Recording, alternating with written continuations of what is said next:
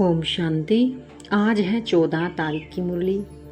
बाबा कहते मीठे बच्चे, याद की यात्रा में कभी थकना नहीं। देही अभिमान के तूफान थकाते हैं। देही अभिमानी बनो तो थक दूर हो जाएगी। बाबा कहते हैं थकते कब हो? पुरुषार्थ में थक जाते हैं जब देह अभिमान आ जाता है, वरना आत्मा तो कभी थकती ही नहीं। चाहे कितनी मील्स यात्रा कर ले, लेकिन जब आत्माभिमानी होंगे तो थक नहीं सकते। जब देह के बारे में सोचते हैं तभी थकान आ जाती है। बाबा कहते हैं कौन सा संस्कार 21 जन्मों की श्रेष्ठ तकदीर को बिगाड़ने वाला है। कोई अगर किसी में रूठने का संस्कार है, बाप से व पढ़ाई से रूठ जाते हैं तो 21 जन्मों की तकदीर बिगड़ जाती है। इसीलिए बाबा कहते हैं मीठे बच्चे, देह अभिमान के वश कभी भी यह उल्टा नशा नहीं चढ़ना चाहिए कि मैंने इतनों को समझाया, इतनी मदद की, देखो बाबा कितनी बड़ी अथॉरिटी, फिर भी कितना निरहंकारी है, इसलिए सी फादर। बाबा कहते हैं रूठने का संस्कार हमें आगे बढ़ने नहीं देता। हम 21 जन्म का वर्षा रूठ कर नहीं ले सकते। इसलिए सभी आत्माओं को देखते हुए सी फॉर फादर करना है, यानी फॉलो एक ब्रह्मा बाप को करना है। आज संस्था में इतने मतभेद जो भी हो रहे हैं, क्यों हो रहे हैं? क्योंकि एक दूसरे के संस्कार को जब हम देखते हैं तो ये कहते हैं क्या ये भी बाबा का बच्चा है। इसलिए रूठने का, रुसने का, संस्था को छोड़ने का, इल्ज़ाम लगाने का, ये सब कुछ चलता है। तो बाबा कहते हैं बच्चे तुम भाई बहनों को मत देखो, तुम C for father, C for mother, मम्मा और बाबा के पुरुषार्थ को देखो। क्योंकि वर्षा तुम्हें शिव बाबा से मिलना है, लेकिन पुरुषार्थ मम्मा बाबा जैसा करना है। गीत है आज का, रात की राही थक मत जाना, सुबह की मंजिल दूर नहीं। बाबा कहते पुरुषार्थ करते हुए तुम थक मत जाना। पुरुषार्थ को सेवा समझ लेना कि मैं अपनी सेवा कर रही हूँ और दूसरों की। अपनी सेवा कैसे करनी है? अपने को आत्मा समझना, अपने को शांत करना, अपने को बाबा को की याद में रखना, ये अपनी सेवा होगी। और इसी को दूसरे शब्दों में पुरुषार्थ कह देते हैं। तो सेवा समझेंगे तो सहज रहेंगे, और पुरुषार्थ समझेंगे तो बड़ा ही मुश्किल होगा, कभी सहज कभी मुश्किल। इसलिए उसको सेवा समझिए। बाबा कहते हैं जिस्मानी यात्रा होती है, आगे पैदल जाते थे तो बहुत धीरे धीरे बीच बीच में मंजिल बनी रहती है, वहाँ पर बैठ जाते थे क्योंकि शरीर तो थक जाता है ना। बाबा कहते हैं बच्चे ये तो तुम्हारी आत्मा की रूहानी यात्रा है। तो रूहानी रूह तो कोई थकती नहीं, क्योंकि रूह को तो शरीर ही नहीं, वो तो इस देह से न्यारी है, फरिश्ता है। तो फरिश्ता तो कितनी ही सेवा कर सकता है। जब फरिश्ते को बीच बीच में अनुभव करेंगे तो ये आदत पड़ जाएगी। लेकिन फरिश्ता थक कब जाता है? जब उसमें माया के विघ्न आते हैं। वो थकता तब भी नहीं है, लेकिन फिर वो अशरीरी से, फरिश्ता से देह अभिमान में आ जाता है और देह अभिमान थका देता है। बाबा ने कहा है माया के विघ्न तो जरूर पड़ेंगे और बहुत बहुत पड़ेंगे, इसमें थकना नहीं है। बाबा आगे कहते हैं 8 घंटा शरीर निर्वाह अर्थ करो, 8 घंटा आराम करो, बाकी 8 घंटा इसमें दो, प्रभु सेवा में, ईश्वरीय यज्ञ में दो। अभी तो पूरा 8 घंटा कोई देते नहीं, लेकिन अंत में 8 घंटा तक रहेंगी।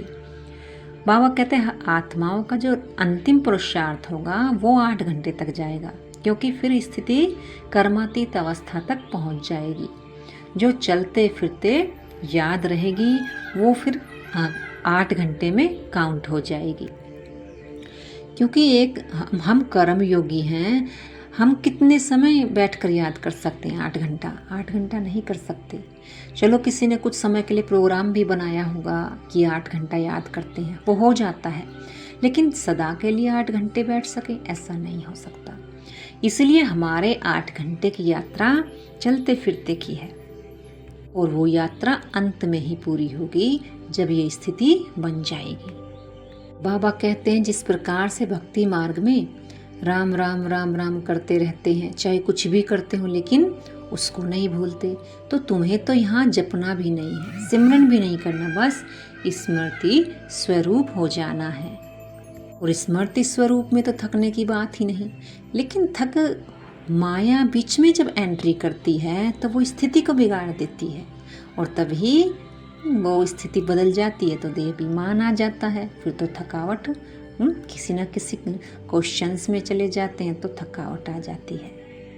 इसलिए बाबा कहते हैं अच्छी स्थिति बनानी है और माया से बचना है तो सदा ही स्वमान की स्थिति पर स्थित हो जाओ। जो भी बाबा वरदान देते हैं, जो भी स्वमान मुरली से हमें हर रोज मिलते हैं, हमें हर रोज का उसको अपना चिंतन बना लेना चाहिए, क्योंकि हर रोज मुरली में अलग अलग स्वमान, अलग अलग वरदान आते हैं। जब उनका ही हम हर रोज चिंतन करेंगे तो हम माया से सेफ रह सकते हैं। बाबा कहते हैं ये दुनिया तो कब्रिस्तान होनी है, धंधा धोरी बच्चे आदि इन सब के चिंतन में मरोगे तो मुफ्त ही अपनी बर्बादी कर लोगे। एक शिव बाबा को याद करो तो आबादी बहुत होगी। बाबा कहते हैं कहीं सुनी है ये बात कि याद में कमाई है, और वो भी 21 जन्म की।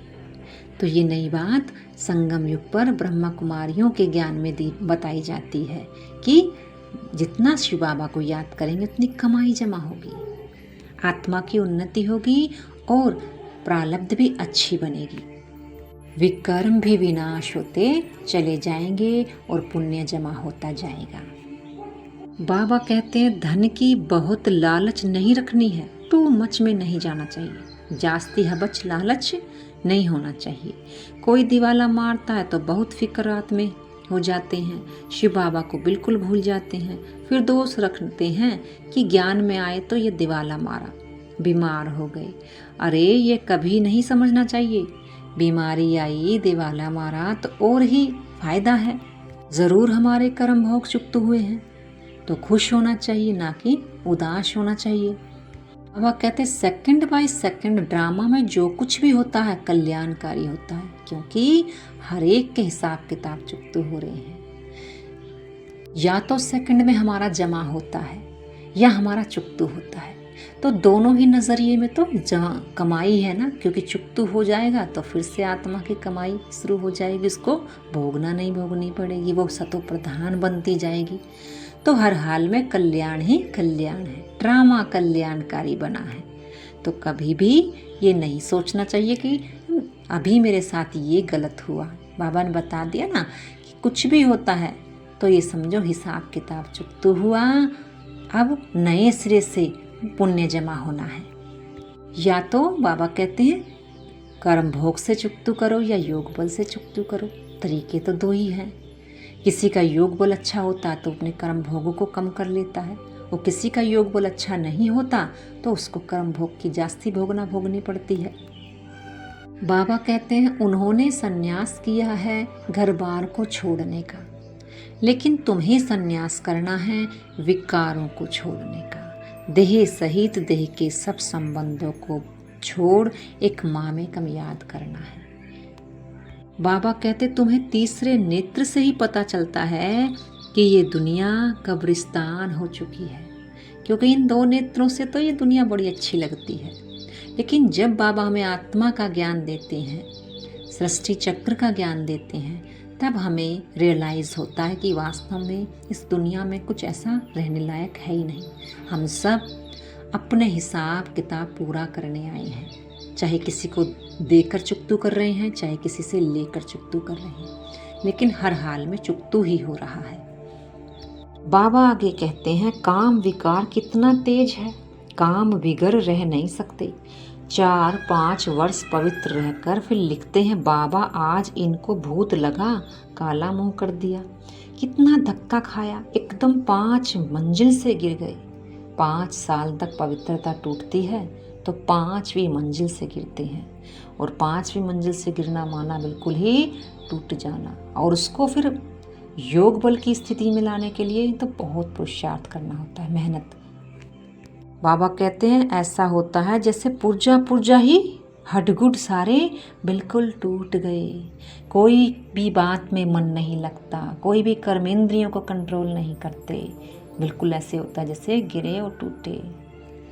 बाबा बताते हैं राम गयो रावण गयो गयो बहु परिवार, यानी ये सृष्टि राम के परिवार यानी सत्युग त्रेता भी चला जाता है और द्वापुर कलयुग भी अब जाने वाला है, बचने वाला कुछ भी नहीं। हमें इस बात को समझकर इन देहधारियों से बुद्धि योग हटाना है और अपनी बाबा की श्रीमत को पालन करते हुए बाबा को याद करना है।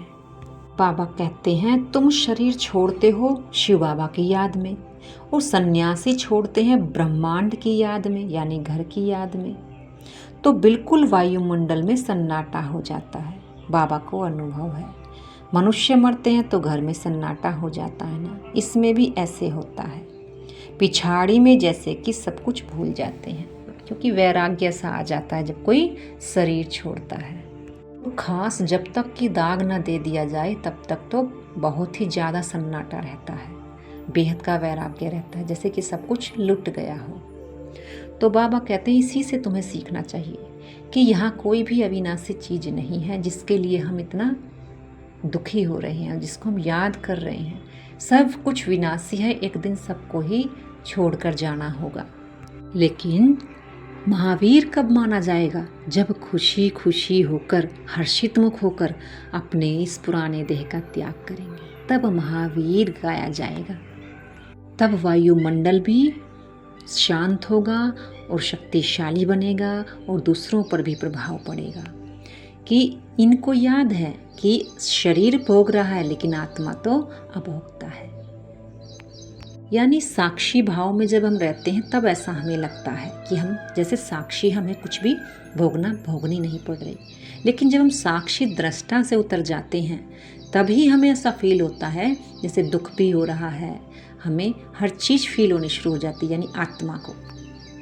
बाबा कहते हैं आत्मा तो शांत स्वरूप है, हम अपने स्वधर्म में बैठ जाते हैं, कर्म के बिना तो कोई मनुष्य रह नहीं सकता, क्योंकि दोनों कंबाइंड हो जाता है। आत्मा तो शांत है, यानी शांत है तो कोई कर्म फिर कर्म तो करना पड़ेगा, आत्मा शांत तो रह नहीं सकती। लेकिन एक तरफ से कह देते हैं अभोक्ता भी है लेकिन अभोक्ता है नहीं, क्योंकि जब वो कर्म में आती है तो अशांत वाइब्रेशन में अशांति आ ही जाती है, हलचल आ ही जाती है। इसी तरह से हमें दोनों बातों को समझते हुए ध्यान देना है। धारणा के बिंदु हैं। पहली पॉइंट, विजयी माला में पिरोने के लिए इस शरीर से डिटैच होने का पूरा पुरुषार्थ करना है, देह अभिमान को छोड़ते जाना है, इस दुनिया को बुद्धि से भूलना है। दूसरी पॉइंट, टू मच धन की लालच में नहीं जाना है, बाप की याद के सिवाय दूसरा कोई चिंतन ना रहे, कभी भी बाप सेवा पढ़ाई से रूठना नहीं है। वरदान है मालिकपन की स्मृति द्वारा हाईएस्ट अथॉरिटी का अनुभव करने वाले कंबाइंड रूपधारी भव। पहले अपने शरीर और आत्मा के कंबाइंड रूप को स्मृति में रखो। शरीर रचना है, आत्मा इसका रचता है, इससे मालिकपन स्वतः स्मृति में रहेगा। मालिकपन की स्मृति से स्वयं को हाईएस्ट अथॉरिटी अनुभव करोगे, शरीर को चलाने वाले होंगे। दूसरा, बाप और बच्चा शिव शक्ति के कंबाइंड स्वरूप की स्मृति में माया के विघ्नों को अथॉरिटी से पार कर लेंगे। शिव शक्ति कंबाइंड स्वरूप से माया के विघ्नों को पार कर लेंगे। स्लोगन है विस्तार को सेकंड में समाकर ज्ञान के सार का अनुभव करो और कराओ। ओम शांति।